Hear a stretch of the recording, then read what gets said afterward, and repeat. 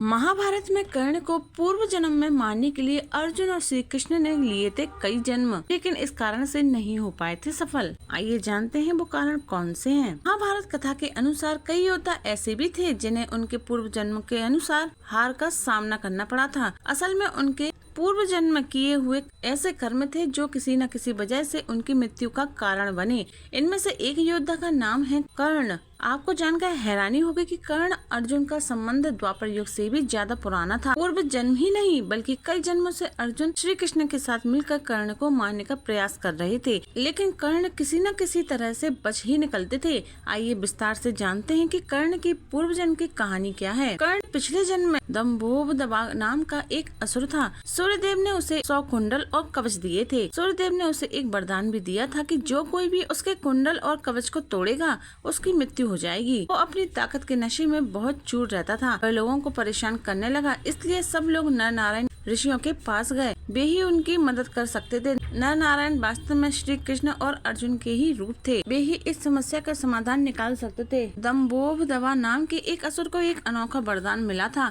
इस वरदान के अनुसार उसे सिर्फ वही इंसान मार सकता था जिसने 1000 साल तक तपस्या की हो। नर और नारायण नाम के दो तपस्वी हजारों सालों से तपस्या कर रहे थे।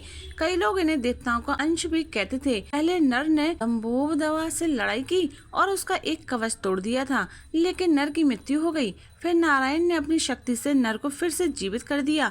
इसके बाद नर 1000 साल की तपस्या करने चले गए। इस बीच नारायण ने दंभोबदवा से युद्ध जारी रखा। इसी तरह कई जन्मों तक नर और नारायण दंभोबदवा से लड़ते रहे, लेकिन उसे मारने में सफल न हो सके। नारायण ने कवच तोड़ा, उनकी मृत्यु हुई। नर ने उन्हें जीवित किया। नर नारायण दंभोबदवा से बार बार युद्ध करते और मर जाते, फिर जीवित हो जाते। यह क्रम चलता रहा। इस तरह दंभोबदवा के 99 कवच टूट गए। दंभोबदवा डर गया और सूर्यदेव की शरण में भागा। वो सूर्यदेव का भक्त था और उन्हें अपने पिता की तरह मानता था, इसलिए सूर्यदेव का वात्सल्य भी उस पर छलक पड़ा और उन्होंने दंभोबदवा को अपने पीछे छुपाकर बचा लिया। नर नारायण सूर्यदेव का सम्मान करते हुए वहां से दंभोबदवा को बिना मारे ही लौट आए, लेकिन जाते जाते नर नारायण ने सूर्यदेव से कहा कि वे द्वापर युग में जन्म लेकर दंभोबदवा को मारेंगे और उस युग में सूर्यदेव दंभोबदवा की सहायता नहीं करेंगे। सूर्यदेव ने नर नारायण को वचन दिया और इस तरह के प्राण बच गए। द्वापर युग में दंभोबदवा